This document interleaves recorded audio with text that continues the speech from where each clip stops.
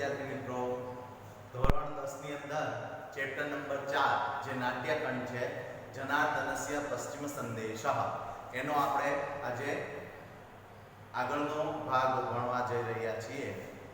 ભાગ ત્રીજો, જનાર્દનસ્ય પશ્ચિમ સંદેશ. મૂળ ગ્રંથ દૂત ઘટોત્કચમ નામનું નાટક, રચયિતા મહાકવિ ભાસ. વાત ચાલી રહી છે, અડધે સુધી આપણે પાઠની અંદર પહોંચી ગયા છીએ. ત્યાં શું કહેવામાં આવ્યું હતું? તો કે ઘટોત્કચ અભિમન્યુનું મૃત્યુ થયા પછી અર્જુને વિલાપ કર્યો અને અર્જુને કૌરવનો નાશ કરવાનો સંકલ્પ લીધો. અને એ વખતે હજી આ મહામારી રોકાઈ જાય, આ મહાયુદ્ધ રોકાઈ જાય એના માટે ભગવાન કૃષ્ણએ અંતિમ પ્રયાસ કર્યો અને ભીમના દીકરા ઘટોત્કચને દૂત તરીકે ધૃતરાષ્ટ્રની સભામાં મોકલ્યા. એ વખતની આ પાઠનો અંશ લેવામાં આવ્યો છે. ઘટોત્કચ સભામાં પ્રવેશ કરતા ધૃતરાષ્ટ્રની સાથે સંવાદ ચાલે છે. અર્જુને કરેલો વિલાપ વર્ણવે છે અને કહે છે કે જો એક પુત્રના વિનાશથી અર્જુનની આવી પરિસ્થિતિ હોય તો તમારું ભવિષ્યમાં શું થશે? કારણ કે તમારે 100 સંતાન છે, 100 કૌરવોનો નાશ થશે તો તમે કેટલા દુઃખી થશો. માટે આત્મબલ દાનમ પુરુષવ, એટલે કે આત્મબળને ધારણ કરો અને આ વિનાશને રોકવા માટેનો પ્રયત્ન કરો.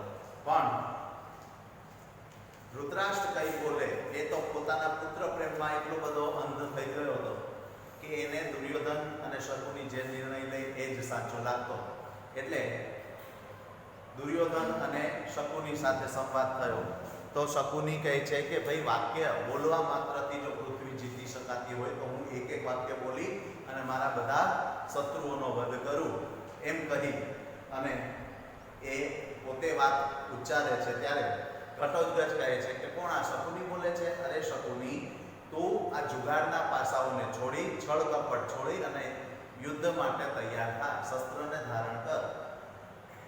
એ વખતે દુર્યોધન પોતાના મામાનું અપમાન સહન ના કરતા દુર્યોધન બોલે છે કે જો જો પ્રકૃતિમ ગતઃ, એટલે કે હો હો, અરે અરે, સ્વભાવ પર ગયો. અમે લોકો તો રાક્ષસ કરતા પણ ઉગ્ર સ્વભાવ વાળા છીએ. ત્યાં સુધી આપણે ભણ્યા હતા. હવે બીજો ભાગ, એટલે કે આપણે વિડીયોમાં ત્રીજો ભાગ થયો છે પણ પાઠનો આપણે બીજું પેજ જે છે ત્યાંનો અભ્યાસ કરવાનો છે. ઘટોત્કચ કહે છે, ખૂબ સમજવા જેવી વાત છે. અહીંયા જુઓ, દુર્યોધન છે એ મનુષ્ય પુત્ર છે, જ્યારે રાક્ષસી વૃત્તિનું આચરણ કરે છે.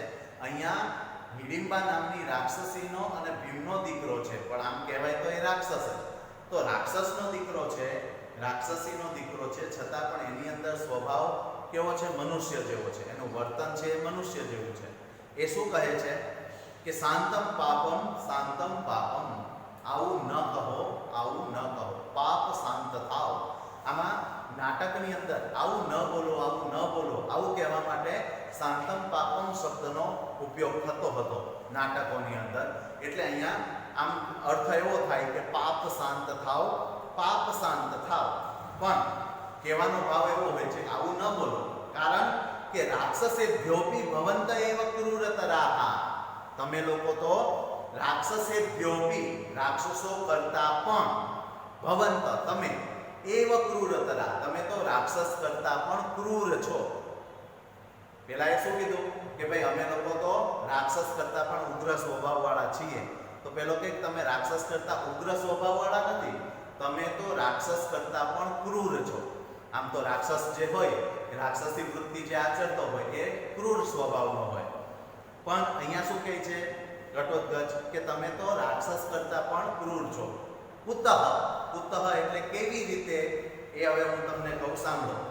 નતો જતુ ગૃહે સુક્તાન ભ્રાતૃન દહંતિ નિશાચરાઃ શિરસી ન તથા ભ્રાતૃ પત્નીમ પૃશંતિ નિશાચરાઃ. અહીંયા બે શબ્દો આવ્યા, એને આપણે સમજવાના છે. સૌથી પહેલા તો જતુગૃહ. જતુગૃહ એટલે લાક્ષાગૃહ. તમે મહાભારત, આ લોકડાઉનમાં મહાભારત જોયું હશે શબ્દ સાંભળ્યો હશે. તો લાખ નામનો એક પદાર્થ આવે છે જે ખૂબ જ જ્વલંત પદાર્થ છે અને એમાંથી આખો એક મહેલ તૈયાર કરવામાં આવ્યો હતો અને એ મહેલનું નામ હતું લાક્ષાગૃહ. હવે એ લાક્ષાગૃહની અંદર પાંચેય પાંડવો અને કુંતી માતાને બધાને અંદર રાખી અને બાળી નાખવાનો ષડયંત્ર એ શકુની અને દુર્યોધને ઘડ્યું. એટલે અહીંયા શું કીધું? નતુ જતુગૃહે સુપ્તાન ભ્રાતૃન દહંતિ નિશાચરાહ. નિશાચર એટલે રાક્ષસો.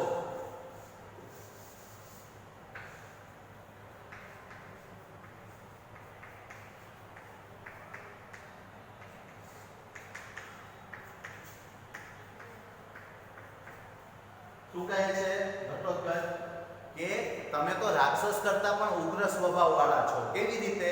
તો કે લાક્ષાગૃહમાં સૂતેલા ભાઈઓને, સુપ્તાન ભ્રાતૃન, સૂતેલા ભાઈઓને, ન દહંતિ નિશાચરાહ. રાક્ષસો પોતાના ભાઈઓને, લાક્ષાગૃહમાં સૂતેલા ભાઈઓને રાક્ષસો ક્યારેય બાળતા નથી. તમે તો એની કરતા પણ ગયેલા છો, રાક્ષસ કરતા પણ તમે ગયેલા છો. શું કામ? તો કે રાક્ષસો ક્યારે, પહેલી લાઈનમાં શું આવે છે એનું ભાષાંતર કે રાક્ષસો ક્યારે પોતાના ભાઈઓને, લાક્ષાગૃહમાં સૂતેલા ભાઈઓને બાળી નાખતા નથી. અને બીજું, શિરસી ન તથા ભ્રાતૃહુ પત્ની પૃશંતિ નિશાચરાહ. અને રાક્ષસો એટલા તો વિવેકી છે કે પોતાની ભાઈની પત્ની, ભ્રાતૃહુ પત્ની, ભાઈની પત્નીને શિરસી માથાથી, સ્પૃશંતિ માથાથી વાળ ખેંચી અને ઘસડી અને જે દ્રૌપદીજીને લઈ આવ્યા હતા દુશાસન જે છે એ દ્રૌપદીને વાળ પકડી અને ઘસડીને સભામાં લઈ આવ્યો હતો. એવી રીતે અહીંયા શું કહે છે કે રાક્ષસો છે ને, તમે તો રાક્ષસ કરતા પણ ગયેલા છો. કારણ કે રાક્ષસો લાક્ષાગૃહમાં સૂતેલા પોતાના ભાઈઓને ક્યારેય બાળતા નથી, તેમજ રાક્ષસો ક્યારેય પોતાની ભાઈની પત્નીને સ્પર્શ પણ કરતા નથી, મસ્તક પરથી સ્પર્શ પણ કરતા નથી. એટલે તમે તો એનાથી પણ ગયેલા ગુજરેલા છો. એટલે દુર્યોધનને ક્રોધ આવ્યો. એટલે દુર્યોધન કહે છે, દૂતઃ ખલુ ભવાન પ્રાપ્તો નત્વમ યુદ્ધાર્થમ આગતઃ. દૂતઃ ખલુ ભવાન પ્રાપ્તો, તું ખરેખર દૂત તરીકે આવ્યો છો. નત્વમ યુદ્ધાર્થમ આગતઃ, તું યુદ્ધ માટે આવ્યો નથી. ગૃહીત્વા ગચ્છ સંદેશમ ન વયમ દૂતઘાતકાઃ. તું તારો સંદેશ આપીને જા, અમે દૂતને હણનારા નથી. શું કહે છે કે તું અહીંયા દૂત તરીકે આવ્યો છે, યુદ્ધ માટે નહીં. સંદેશો આપી અને તું જા, અમે દૂતને હણનારા નથી. એટલે ઘટોત્કચ સરોષમ એટલે ગુસ્સા સાથે. કિમ દૂત ઇતિમામ પ્રઘર્ષયતિ. શું દૂત કહી તમે મારું પ્રઘર્ષયતિ, તમે મારું અપમાન કરો છો? મા તાવદ્ભો, એવું નથી. ન દૂતોહમ, હું દૂત નથી. પ્રહરધ્વમ સમાહતાઃ, હું યુદ્ધ માટે જ આવ્યો છું. હવે ઘટોત્કચ દુર્યોધનને લલકારે છે કે જો તું એવું કહેવા માંગતો હોય કે તું દૂત તરીકે આવ્યો છે, અમે દૂતને મારતા નથી, એટલે તું તું તારો સંદેશો આપી જા અને અમારો સંદેશો લઈને તું નીકળી જા. જો તમે આવું કહેતા હો તો હું દૂત નથી, તમે દૂત કહી મારું અપમાન કરો છો. હું યુદ્ધ માટે જ આવ્યો છું, દૂત તરીકે આવ્યો નથી. સર્વે ઉત્તિષ્ઠંતિ, આખી સભા ઊભી થઈ જાય છે. પુત્ર એટલે હવે ધૃતરાષ્ટ્ર, પૌત્ર ઘટોત્કચ મર્ષયતુ ભવાન. અરે પૌત્ર ઘટોત્કચ, શાંત થાવ, ક્રોધને શાંત કરો. મદ વચના અવગંતા ભવ, મારા વચનોને સાંભળો. મદ વચના અવગંતા ભવ, મારા વાક્યોને ધ્યાનમાં લે. એટલે ઘટોત્કચ શાંત થાય છે. ઘટોત્કચ કહે છે ભવતુ ભવતુ, ભલે ભલે. પિતામહસ્ય વચનાત દૂતોહમ અસ્મિ. હું પિતામહ એટલે દાદા ધૃતરાષ્ટ્રના કહેવાથી હું દૂત છું. ભો રાજાના, હવે આવ્યો આખા પાઠનો મુખ્ય હાર. શું આવ્યું? તો કે ભગવાન કૃષ્ણએ શું સંદેશો આપ્યો તો એ સંદેશો અહીંયા છે. જો ટોટલ મેં 3 ટૂંકનોંધો કહી છે, એમાં સ્વાધ્યાયમાં 2 ટૂંકનોંધ છે. ઘટોત્કચનું પાત્રાલેખન અને શ્રી કૃષ્ણનો સંદેશ. આ બે ટૂંક નોંધ છે અને ત્રીજી આપણે બનાવીને મૂકવાની છે અર્જુને કરેલો વિલાપ. આ ત્રણ ટૂંક નોંધો આમાંથી મોસ્ટ આઈએમપી છે, કારણ કે આની અંદર જે આપણું સેક્શન સી નાટ્યખંડ જે છે એમાં બે ટૂંક નોંધ પૂછાવાની છે. બે ટૂંક નોંધ છે એટલે 4 માર્ક્સમાં ટૂંક નોંધો પૂછાવાની છે. જ્યારે સેક્શન એ ગદ્યખંડ જે છે એમાં એક ટૂંક નોંધ પૂછાવાની છે. એટલે ટોટલ 3 ટૂંક નોંધો એટલે 6 માર્ક્સની તો ટૂંક નોંધો છે આપણા પેપરમાં, માટે આને ખાસ તૈયાર કરવાની છે. હવે શું કહે છે? ભો રાજા, અહીંયા સુધી તો સંવાદ થયો. હવે કૃષ્ણનો સંદેશ આવ્યો કે શ્રૂયતામ જનાર્દનસ્ય પશ્ચિમ સંદેશઃ. સાંભળો ભગવાન કૃષ્ણનો અંતિમ સંદેશ. તો સંદેશ શું છે હવે સાંભળો. ધર્મં સમાચર કુરુ સ્વજન વ્યપેક્ષામ યત કાંક્ષિતમ મનસી સર્વમિહાનુતિષ્ઠ જાત્યોપદેશ ઇવ પાંડવ રૂપધારી સૂર્યાંશુભિઃ સમુપેષ્યતિ વઃ કૃતાંતઃ. ખૂબ સરસ સંદેશ. છેલ્લો સંદેશ એવો ભગવાને મોકલ્યો કે ધર્મં સમાચર, તમે ધર્મનું આચરણ કરો, સ્વજનવ્યપેક્ષામ કુરુ, અને પોતાના સજ્જનોની ચિંતા કરો. ધર્મનું આચરણ કરો અને પોતાના સ્વજનોની અપેક્ષા કરો, ચિંતા કરો. યત કાંક્ષિતમ, જે મનમાં ધારેલું હોય, મનસી, યત કાંક્ષિતમ મનસી, જે મનની અંદર તમે ધારેલું હોય, તે સર્વ, તે બધું જ, ઇહાનુતિષ્ઠ, અહીંયા જ માણી લો. બે લાઈનો પહેલા કરું છું કે હે રાજાઓ, સાંભળો ભગવાન કૃષ્ણનો સંદેશ કે ધર્મનું આચરણ કરો અને પોતાના સ્વજનોની અપેક્ષા કરો, ચિંતા કરો. જે મનમાં ધાર્યું હોય તે બધું જ અહીં માણી લો. શું કામ? તો કે જાત્યોપદેશ ઇવ, જન્મનો આ એક ઉદ્દેશ હોય એવો સમજી અને આ બે ઉપરની બે લાઈન જે કીધી એ જન્મના ઉદ્દેશ તરીકે એને સ્વીકારી લો, એટલે કે માની લો. જાત્યોપદેશ, જન્મના રહસ્યનો ઉદ્દેશ હોય તેવી રીતે તમે એને સમજી લો. કારણ કે પાંડવ રૂપધારી કૃતાંત, છેલ્લો શબ્દ છે ને કૃતાંત, કૃતાંતનો અર્થ થાય યમરાજ.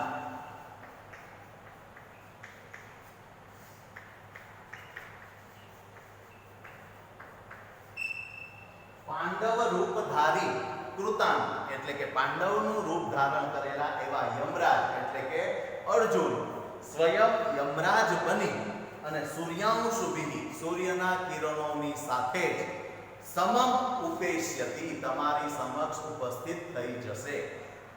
વહ જે છે ને એ યુષ્માન વહ, યુષ્માન શબ્દના જગ્યાએ વહ મૂક્યું છે.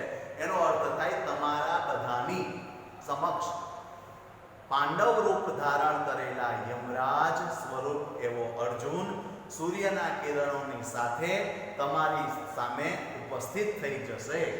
આખા શ્લોકનું ભાષાંતર અને ભગવાન કૃષ્ણનો સંદેશ એવો થાય છે કે હે રાજાઓ, ધર્મનું આચરણ કરો અને પોતાના સ્વજનોની ચિંતા કરો. જે મનમાં ધાર્યું છે તે અહીં ને અહીં માણી લો. જન્મના રહસ્યનો ઉપદેશ હોય તેની જેમ આ સમજો. કારણ કે સવારના સૂર્યના કિરણોની સાથે પાંડવ રૂપ ધારણ કરેલા યમરાજ એટલે કે અર્જુન તમારી સમક્ષ ઉપસ્થિત થઈ જશે. ખ્યાલ આવી ગયો? હવે આ પાઠનો આપણે હું તમને ભાષાંતર, આમ તો ત્રીજા પાઠની પણ મારે બાકી છે તમને મોકલવાની, તો ત્રીજા પાઠનો અને ચોથા પાઠનું ભાષાંતર PDF સ્વાધ્યાય તમને મોકલીશ. આ ચેપ્ટરમાંથી તમારે આમ તો સ્વાધ્યાયની અંદર MCQ જે આપ્યા છે એ અત્યારે હવે સંસ્કૃત પ્રશ્ન તરીકે પૂછાતા હોય છે, એટલે એમાં પણ નજર નાખી દેવી. અને નવમામાં એક વાક્ય રચના, નવમો પ્રશ્ન છે વાક્ય રચના, એ વાક્ય રચના આમાં પૂછાશે. ગુજરાતી વાક્ય આપ્યું હશે અને એની નીચે સંસ્કૃત શબ્દો આપ્યા હશે. એ સંસ્કૃત શબ્દોનો ઉપયોગ કરી અને આપણે વાક્ય બનાવવાનું છે. આના વિશે થોડીક આપણે રૂબરૂમાં જ ચર્ચા વધારે કરીશું, પણ અત્યારે તમને જે તૈયાર કરવાનું કહું એટલું તમારે કમ્પલસરી તૈયાર કરજો. આ ચેપ્ટરનું ભાષાંતર, આ ચેપ્ટરના એ વાક્યો, આ ચેપ્ટરનો કર્તા અને કૃતિ, આ ચેપ્ટરના ગુજરાતી પ્રશ્નો અને આ ચેપ્ટરની ટૂંક નોંધ, આટલું તો મોસ્ટ આઈએમપી છે. આમાંથી 100% 4 માર્ક્સનું પૂછાવાનું જ છે. એટલે એમાં સૌથી વધારે ભાષાંતર અને ટૂંકનોંધ ઉપર ભાર મૂકજો, કારણ કે એમાંથી આ વસ્તુ બેમાંથી એક વસ્તુ તો 100% પૂછાય છે. માટે 100% આની તૈયારી એવી રીતની જ કરજો. તમને હું દર વખતે કહું છું, ચેપ્ટર વાઇઝ તૈયાર કરશો તો છેલ્લે તમારે વાંચનનું ભારણ નહીં રહે. અત્યારથી એક એક ચેપ્ટર પૂરું થાય અને એમાંથી જે તૈયાર કરવાનું કહું છું એ માત્ર ને માત્ર બોર્ડને ધ્યાનમાં રાખીને જ કહું છું. માટે એ પ્રમાણે તૈયારી કરજો. ઓકે વિદ્યાર્થી મિત્રો, આની સાથે હું સ્વાધ્યાયની PDF મોકલી દઈશ. ધન્યવાદ.